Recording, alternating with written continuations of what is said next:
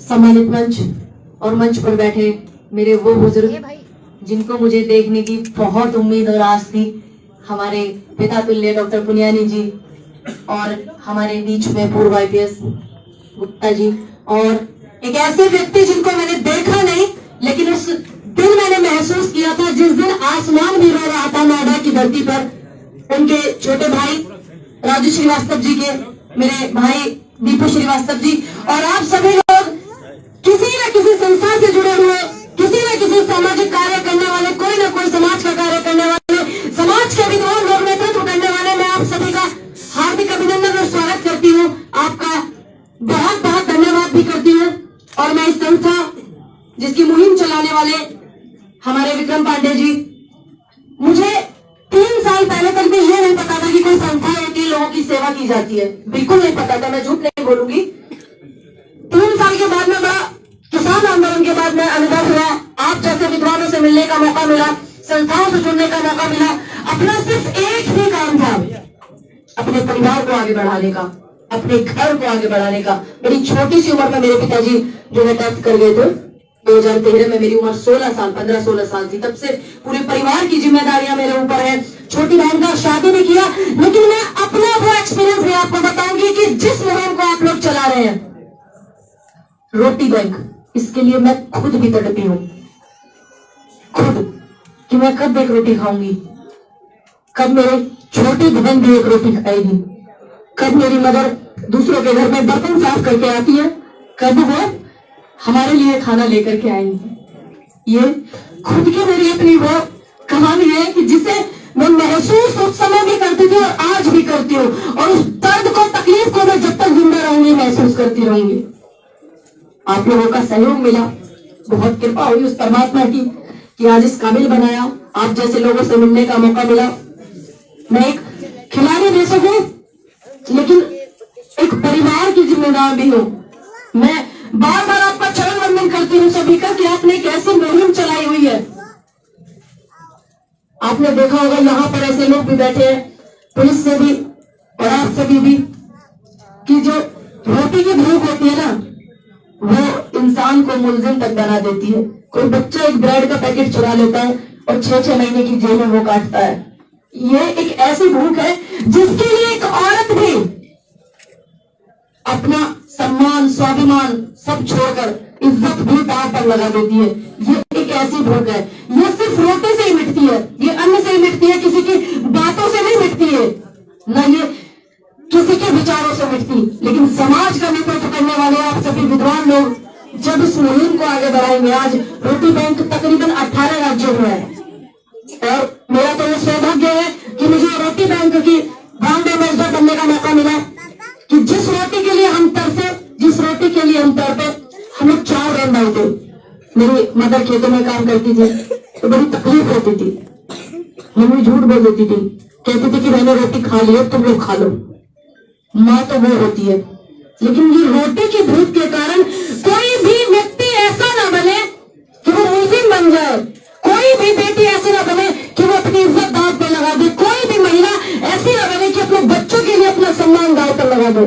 ये सबसे नेक काम है। रोटी की कहते हैं ना, मुझे आज लाइनें याद आ रही है दिनकर जी की, सोने को इस देश में दूध पिलाए जाते हैं, गौरी के जी उतार के उसके सम्मान बताए जाते हैं, इस तरीके से कुछ है उनकी लाइनें। लेकिन मैं ये भी नहीं कहूंगी कि आप कुत्तों को दूध मत पिलाओ, लेकिन सबसे पहले उन्हें तो दूध पिलाओ कि वो कुत्तों को दूध पिलाने के लायक बन सके।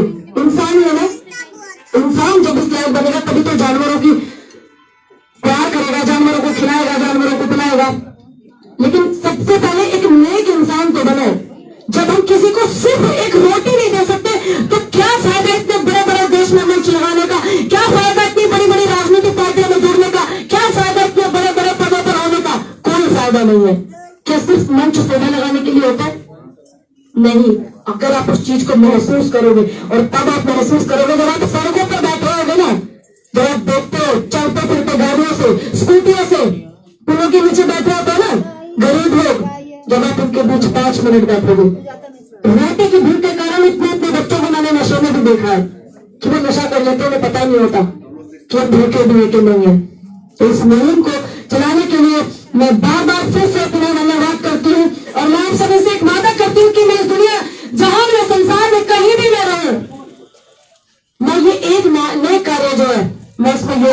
हमेशा देती रहूंगी। विक्रम जी के साथ में, आप सभी के साथ में मिलकर के मैं इस कार्य को जरूर जितना कर पाऊंगी मैं उतना करूंगी, चाहे मैं थोड़ा ही कर पाऊँ ईमानदारी के साथ में। मैं बहुत बड़े परिवार से नहीं हूँ, मैं अपने परिवार आपने में बिल्कुल असफल थी। विक्रम जी को मैंने बताया मुझे उत्तर प्रदेश ब्रांचर से मैं आई हूँ, तो मुझे आने में भी यहाँ पे बड़ी तकलीफें हो रही थी, फिर भी मैंने कहा नहीं, आज एक देश का वो मंच लगा हुआ है जिससे मेरा अतीत जुड़ा हुआ है। आज देश का वो मंच लगा हुआ है जो पूरे संसार में जिसकी जरूरत होती है, मुझे इस पे जाना चाहिए। क्योंकि यहाँ बात ज्यादा लोगों की नहीं है, यहाँ बात उन लोगों की है जो समाज में नेतृत्व रखते हैं, जो समाज सुधारक है, जो समाज के बड़े बड़े विद्वान है। जब बड़े बड़े विद्वान बैठ जाते हैं तो जरूर समाज का सुधार होता है।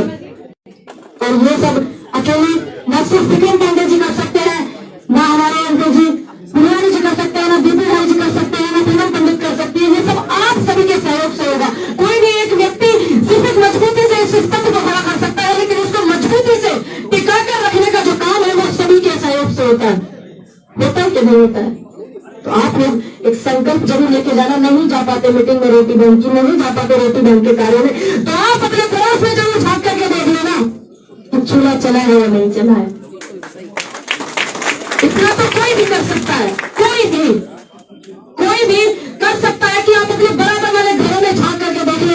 हमारे गांव में जब से मेरा जन्म हुआ मुझे नहीं पता आप लोगों का, लेकिन मैं मानती हूँ कि ऐसा जरूर होगा। आस पड़ोस में घूमते फिरते भी पहले पूछ लेते थे आज भी क्या बनाया, आज खाने में क्या बना लिया।